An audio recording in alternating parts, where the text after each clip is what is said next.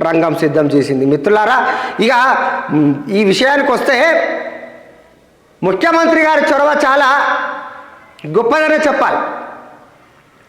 మొట్టమొదటిసారి మన రవ్వంత్ అన్న ఒక గొప్ప నిర్ణయం తీసుకుంది. ఇది చారిత్రాత్మకమైనటువంటి నిర్ణయం,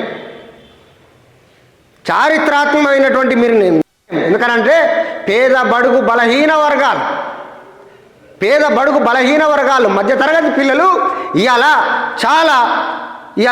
అంతర్జాతీయ ప్రమాణాలతో కూడినటువంటి విద్యను అందిపుచ్చుకోవడానికి ఈరోజు నిజంగా సంతోషించదగ్గటువంటి విషయం. మనం చాలా చూసాం.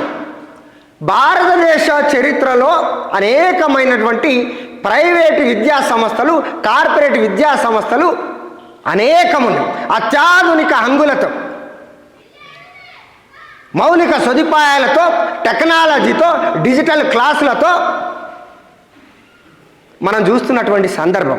మరి ఇందులో ఎవరు చదువుకుంటారు అంటే పేదవాడు చదువుకోడు. ఇందులో ఎవరు చదువుకుంటాడు అంటే సామాన్యుడు చదువుకోడు. మరి ఇందులో ఎవరు చదువుకుంటాడు అని అంటే ఒక మధ్య తరగతి